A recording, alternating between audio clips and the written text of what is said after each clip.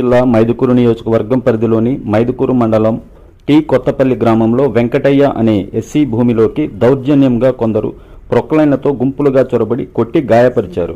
గాయాలతో ప్రొద్దుటూరు ప్రభుత్వ హాస్పిటల్లో చికిత్స పొందుతున్న వారిని ఎంఆర్పీఎస్ జిల్లా అధ్యక్షులు వెంకటేష్ మాదిగ,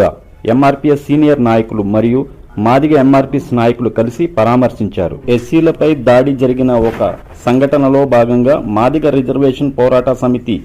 జిల్లా కమిటీ నిజ నిర్ధారణ కోసం శుక్రవారం బాధితుల భూమి వద్దకు ఎంఆర్పీఎస్ ఏజెన్సీ విహెచ్పిఎస్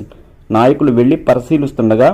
భూ ఆక్రమణదారులు ఒక్కసారిగా గుంపులుగా చేరి మీరెవరు ఇక్కడ రావటానికంటూ కులదూషణ చేస్తూ నాయకులను మూకుముడిగా దాడి చేశాడు.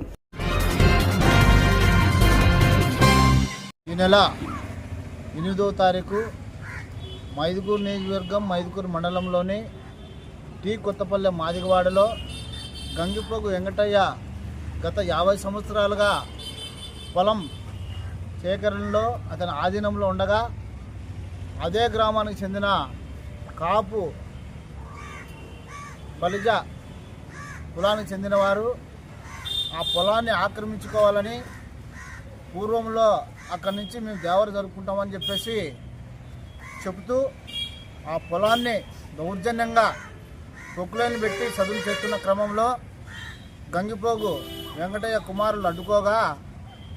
వెంకటయ్య కుమారులను కూడా వాళ్ళు అక్కడ కొట్టడం జరిగింది. ఇది ఏమి అన్యాయం అని చెప్పేసి గంగిపోగు వెంకటయ్య అతని భార్య చిన్నక్క ఉటావుటనే పోయి చేతులు ఎత్తి నమస్కరించి పెట్టి, అయ్యా గత 50 సంవత్సరాలుగా